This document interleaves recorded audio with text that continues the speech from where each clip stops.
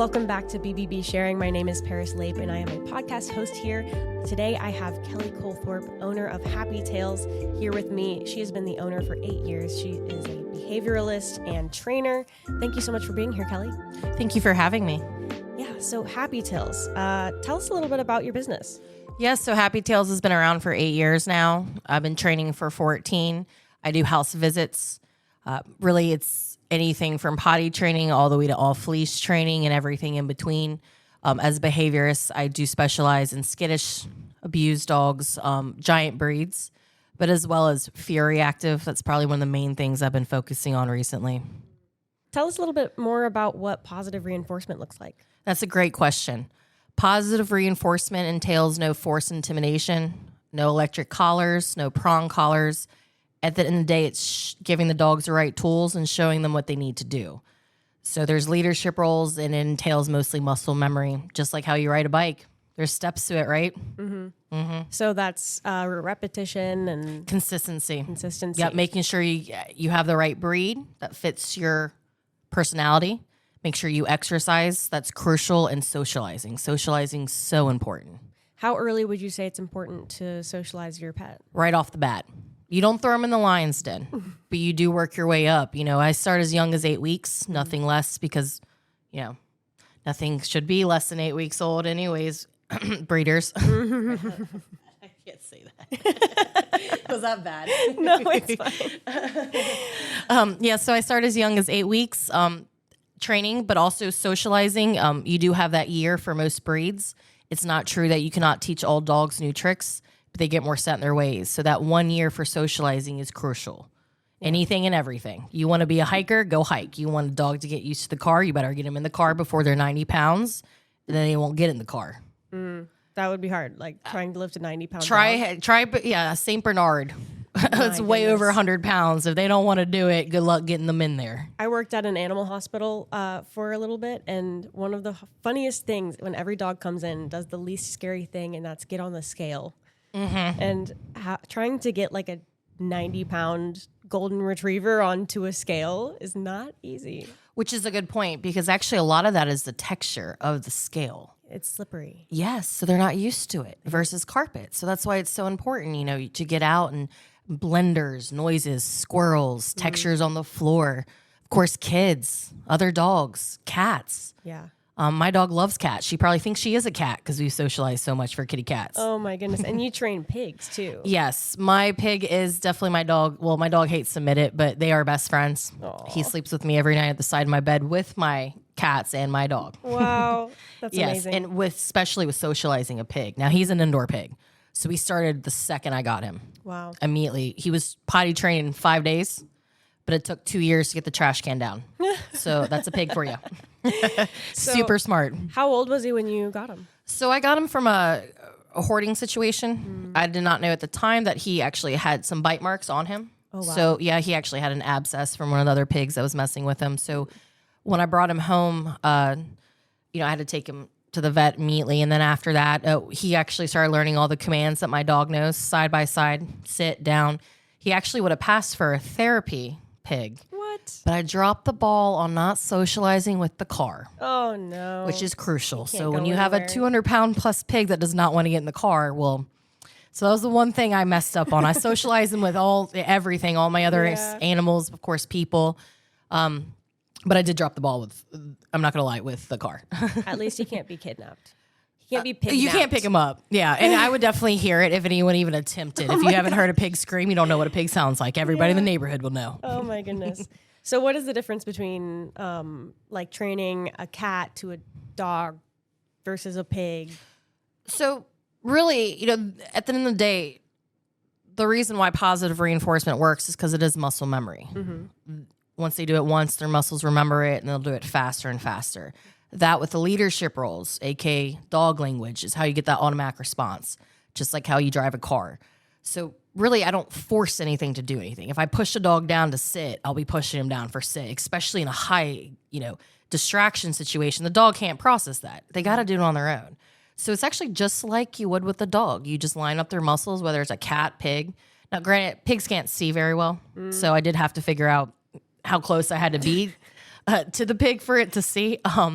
But no, it's literally just like a dog. You just line up their muscles. I can't push a dog sit. Simple as that. Put the treat to their nose, guide it back towards their booty, and they hit the floor, and then each time it'll be faster. Wow. So just like, cats, same way. Granted, a cat is a little more independent. My kitty cats are like dogs. So you do have to get in the head of a cat, just like you have to get the head of a pig. Yeah.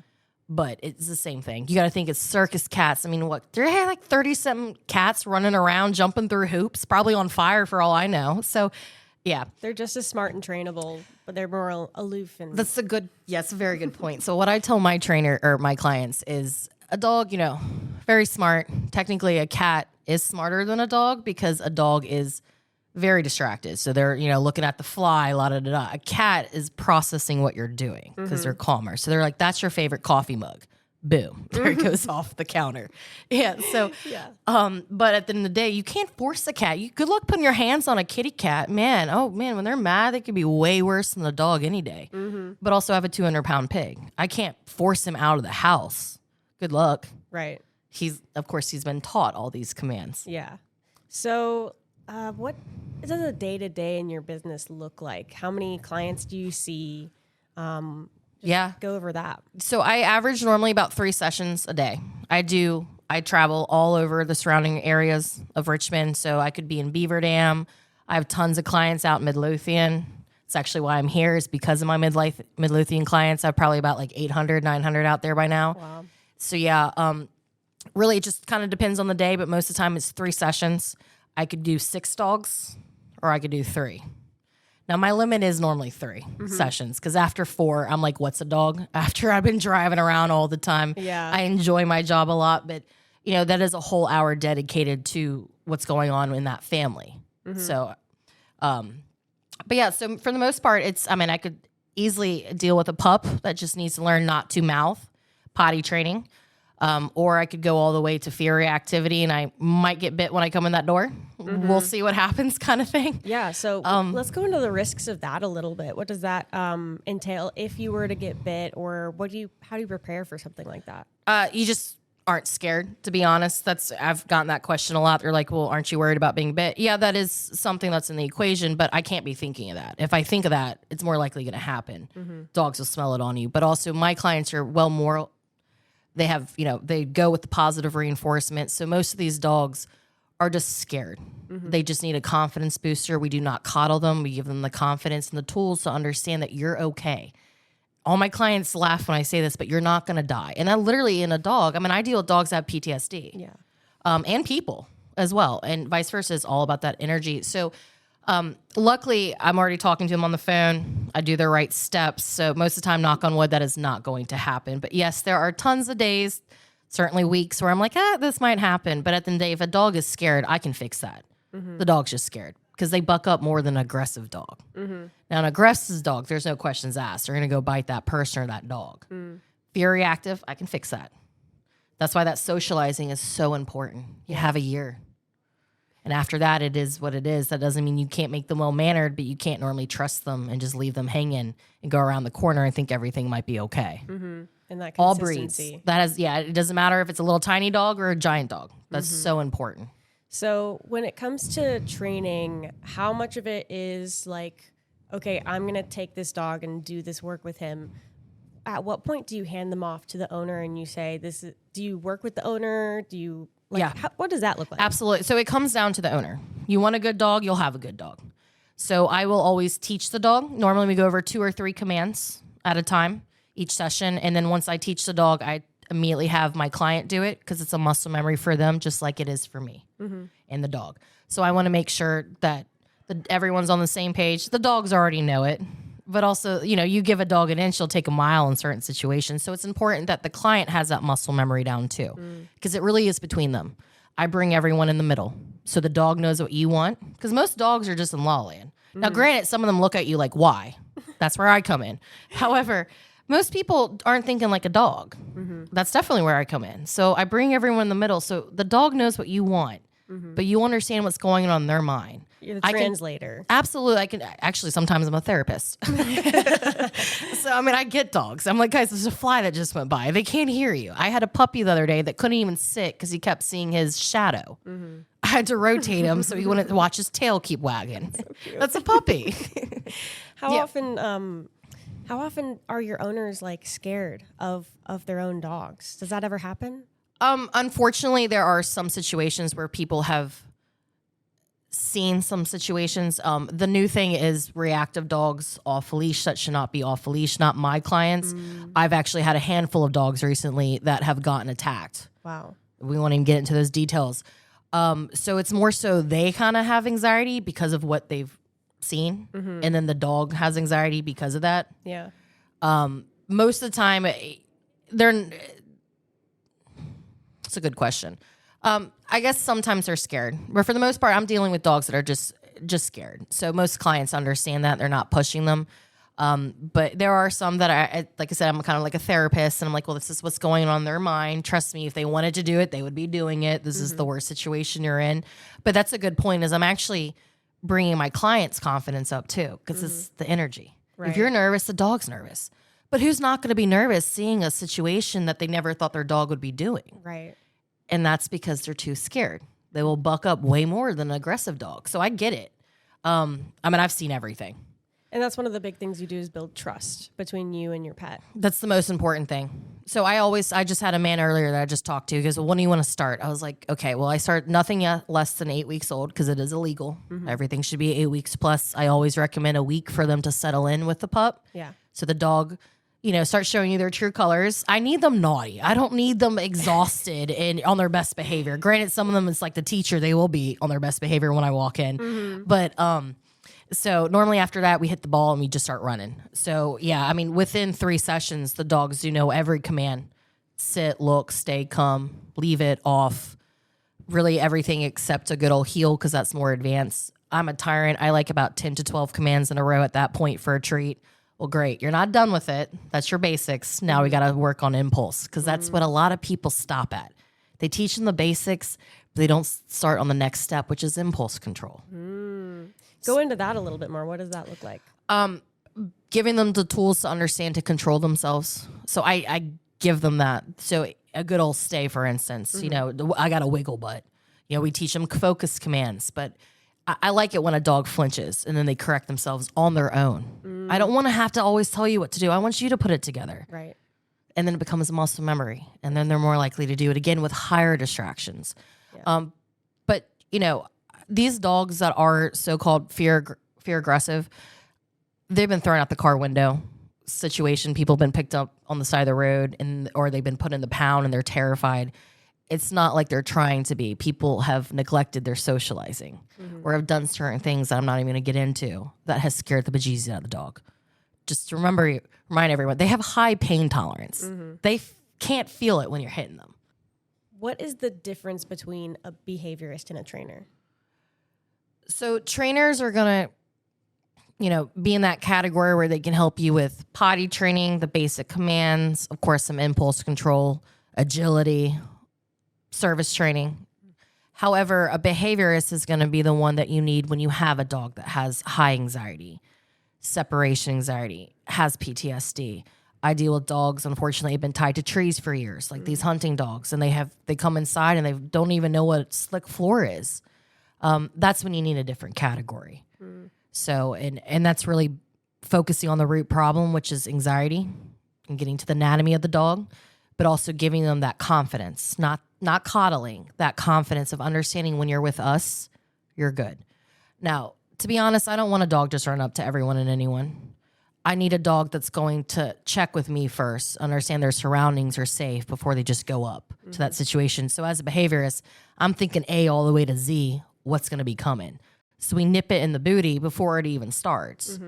So yes, separation anxiety has actually been one of the main things I've been working on ever since COVID. It was huge for a long time. I'm the queen of spite, queen of separation anxiety. Unfortunately, my own dog was thrown out the car window as a puppy. Oh. Yeah, so pretty bad abandonment issues. They all go through fear stages too.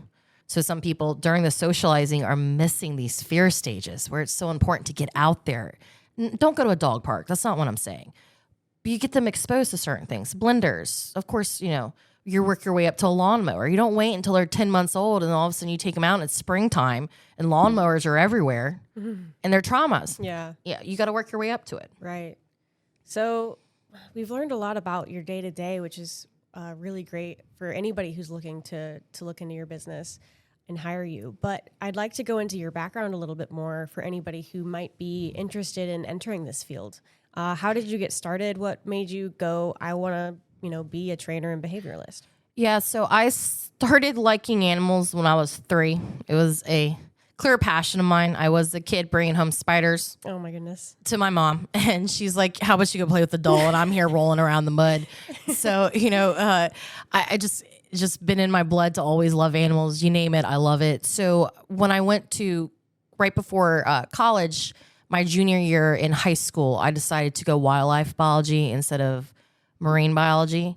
So then after I graduated from Radford with a wildlife biology degree, I worked at Petco while I was looking for zookeeping jobs. And I just kind of fell into the dog training. They're like, hey, Kel, we need a dog trainer. I think you'd be good at it. Let's see. So I actually ended up being trained for 5 months. And I got really lucky with a mentor that had already been doing some animal behavior college training. She'd been training for 25 years. Wow. With my major, working with wild animals. Yes, I've worked with gray wolves, foxes, all that jazz. It just clicked. I just was I was good at it. I enjoyed it. And I think that's really big is at the end of the day, dogs feel your energy. Mm-hmm. So then it is what it is. I'm having fun. I don't get frustrated. So it did come natural. But we did not know I was going to be that good at it. So let's see. 7 years later, been training almost 1,000 dogs at this point. And I had 2 ladies that started talking about me on Nextdoor app in Midlothian. And it just started my business. People have been telling me for years to doing it. And I tried the whole zookeeping route and vet field. I'm horrible at a vet tech. I mean, I did labs for years in college, but oh my God, I'm bawling my eyes out when, there's dog. I can't. I'm not going to be immune to it. I don't want to be around it. I wasn't good at it. I love animals so much that I can't see some of the things that they're dealing with. If I can't be in there and fix it, I don't want to know, if that makes sense. Especially with dealing with dogs passing, having That's exactly what I'm talking about. I'm bawling more than the owners. And I'm like, I'm making this worse for the dog. Yeah. So just not a good situation for me. So I even moved to Florida to try to zookeep, and that didn't work out. And I moved back, and everyone got word that I got back to Virginia, and Happy Tailz started. Wow. Yeah. So I've been going ever since. COVID definitely happened right after. Mm-hmm. So that was a good time to really kind of prove my worth. So I'm lucky. I'm very blessed to have my clients that support me. I would not be here if it was not for my clients. I will always say that. And those 2 ladies, they know who they are. They started my whole business. And that's why I always will go to Midlothian in Chesterfield. Always. So a lot of your business is word of mouth. All of it. And, what we're doing right now on the podcast is helping that word of mouth as well and getting to know you. And just promoting positive reinforcement training. I tell people that all the time, whether someone uses me or not, it's about using the right tools, the right stuff. So that's the most important thing. And of course, go rescue. Please go rescue. These rescue groups, that's something we can talk about in a little bit, are just drowning. All my animals have been from the pound, Henrico County pound, actually. I can't even tell you how many I have. Wow. Or off the side of the road. And they're the best. They appreciate their second chance. There's so many good animals that need good homes. So I know that a lot of the animals in Richmond are like bully breeds. And there's a big stigma around bully breeds and how they'd be aggressive and not good with kids. But I've seen so many good little pitties and dogs that, just get looked over because of that. What do you have to say about that? You're totally right. Anytime, so I keep my eyes out. I want to know good, bad, groomer, vet. I want to know what's going on in the shelters. I take donations monthly to pounds. I talk to the animal control officers. I want to know what's going on. I want to help. Yeah. And I've been in there multiple times, and I've only seen 1 dog, maybe 2 that I did not recommend. And that was because they're terrified. Terrified. Now, I've also seen a Chihuahua in there the other day that had its nails done. Clearly was a family dog. You will have designer breeds in there now. Golden Doodles are all in the pound now. If you haven't heard about it now, you're going to see them in a little bit.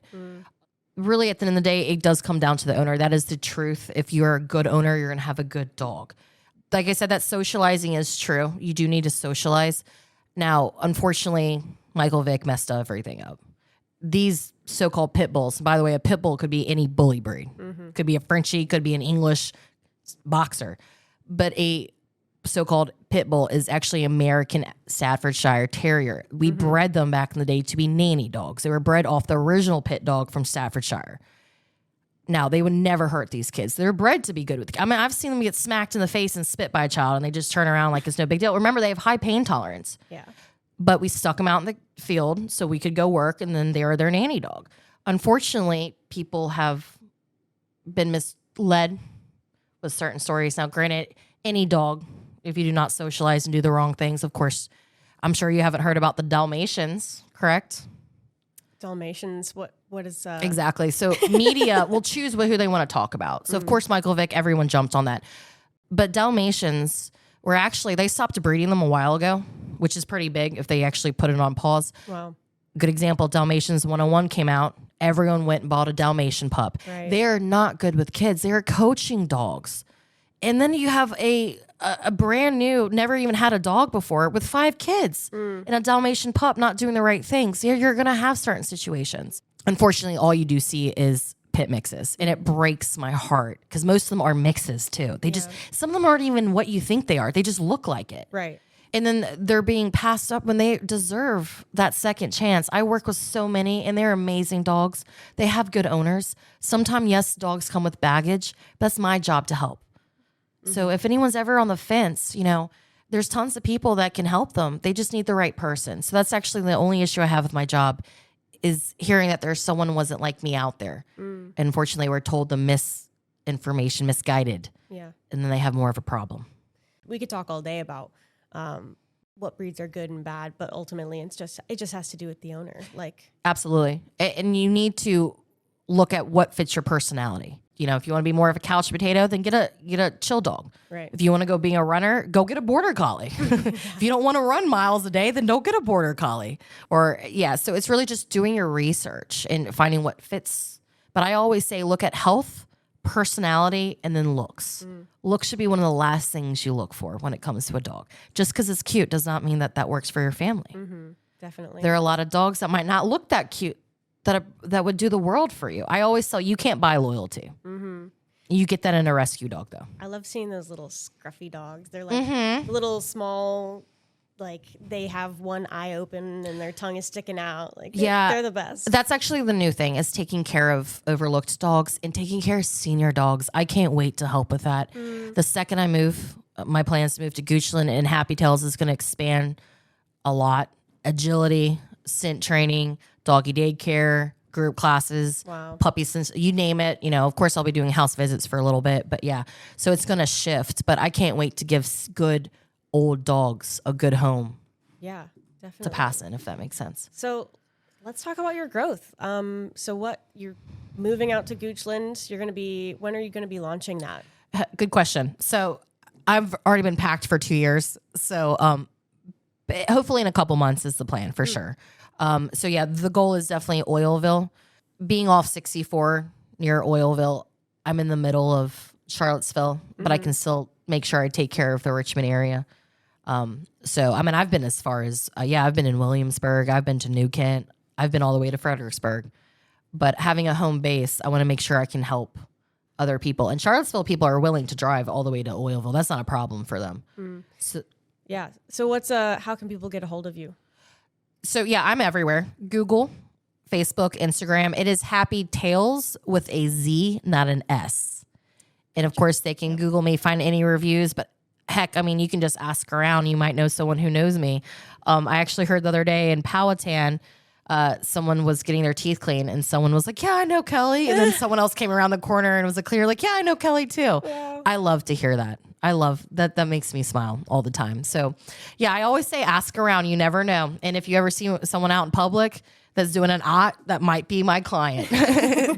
So you've got a big network. That's amazing. It's my clients. It really is. I promote positive reinforcement and good morals. And a lot of these people are looking for someone like that. They just have not found anyone because, unfortunately, all it is electric collars.